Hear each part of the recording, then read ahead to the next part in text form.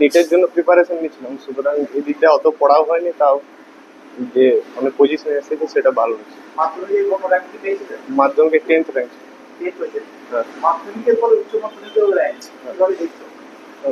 ভালোই লাগছে, কনসিস্টেন্ট থেকেছে সেটা, মানে কনসিস্টেন্ট নিজের পড়াশোনাটাকে কি লেভেলে রাখতে পেরেছি সেটা।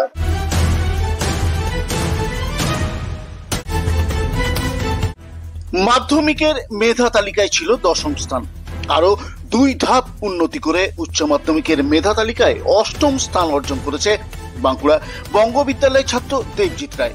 তার প্রাপ্ত নাম্বার 490, যা শতাংশের নিরিখে 98%। ফুয়াবাগান বিবেকানন্দ শিক্ষানিকেতন হাই স্কুল থেকে মাধ্যমিক পরীক্ষায় 10ম স্থান অধিকার করেছিল সে। ফের উচ্চ মাধ্যমিকে অর্জন করেছে 8ম স্থান। এই ধারাবাহিকতা বজায় রাখার জন্য অবশ্যই কৃতিত্বের দাবি রাখে দেবজিৎ। তার ইচ্ছে ডাক্তার হয়ে মানুষের সেবা করা। আমার পজিশন 8 হয়েছে, আর সত্যি ভালো লাগছে।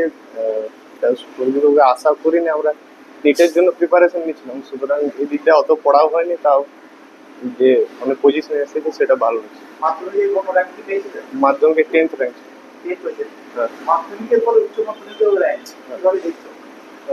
ভালোই লাগছে, কনসিস্টেন্ট থেকেছে সেটা, মানে কনসিস্টেন্ট নিজের পড়াশোনাটাকে কি লেভেলে রাখতে পেরেছি সেটা।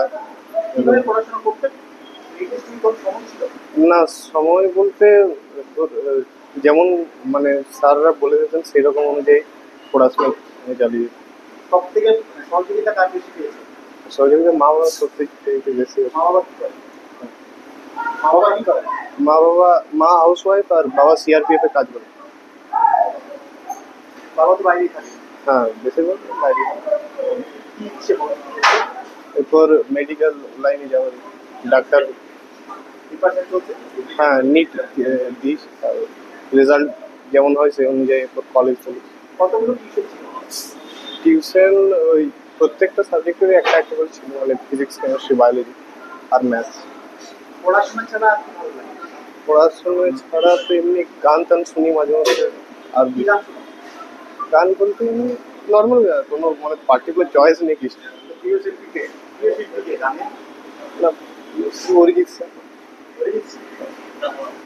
দেবজিতের বাবা চিন্তাহরণ রায় সিআরপিএফ এ তেলেঙ্গানায় কর্মরত, মা গৃহবধূ। আর আছে দেবজিতের ছোট ভাই, সে ক্লাস 8-এ পড়ে।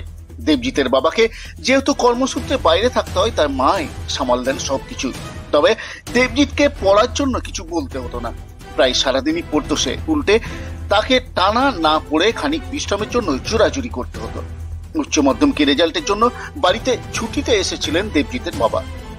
তিনি ছেলের এই সাফল্যে বেজায় খুশি। তিনিও চান ছেলে ডাক্তার হয়ে মানুষের সেবা করুক। তিনি বলেন, নিটের পড়ার চাপের জন্য উচ্চ মাধ্যমিকের পড়ায় সেই রকম জোর দেয়নি দেবজিৎ। তাই আমরা আশাও করিনি যে সে মেধা তালিকায় স্থান করে নেবে। তারপরে এই সাফল্য মেলায় পুরো পরিবারে এখন খুশির হাওয়া। সত্যি মানে মাধ্যমিকের পরে উচ্চ মাধ্যমিকে আমরা বিশেষ আশা করিনি, তার কারণ এই নিটের পড়ার চাপ ছিল। সেই জন্য উচ্চ মাধ্যমিকের জন্য বিশেষ পড়াশোনা উচ্চ মাধ্যমিকের জন্য করতে পারে না আর কি। সেই অল্প সময়েই মধ্যেই পড়াশোনা করে পরীক্ষা দিয়েছি, তাতে র্যাঙ্ক করেছে, 8 র্যাঙ্ক করেছে, খুব ভালো লাগছে। আমরা সত্যি এইবারে আশা কিছু করিনি, আমরা মানে মেন ফোকাসটা নিটের উপরেই ছিল। হ্যাঁ,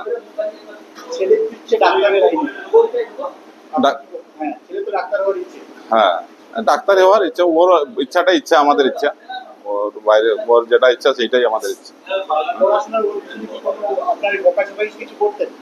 না, পড়াশোনা ভক্তি তো কোনোদিন হয় নাই, বরং আমরাই মানা করতাম যে পড়াশোনা এবার বন্ধ করে, সারাদিন পড়েছই সকাল থেকে আরম্ভ। হ্যাঁ, রাত জেগে পড়ে নাই, সারা দিনে সকাল থেকে যে ভোরের থেকে শুরু হয় একদম রাত্রি পর্যন্ত, মানে ঘুমোতে যাওয়া পর্যন্ত, চান খাওয়া দাওয়া টিউশন বাদ দেয় যেটুকু সময় সব সময় পড়াই মানে ইয়া ছিল। গান অল্প স্বল্প শুনতো, মানে খুব না, মাঝে মাঝে গানও শুনতো। হ্যাঁ, এখনো করি, আমি করছি। না, সময়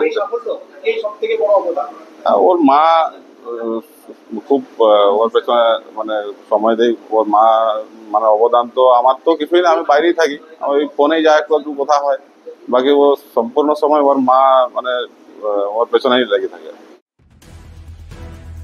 বাঁকুড়ার হিড়বান থানা এলাকায় গ্রামের আসল বাড়ি হলেও পড়াশোনার জন্য বাঁকুড়া শহরের নতুন চটি এলাকায় ভাড়া বাড়িতেই থাকে দেবজিতের পরিবার।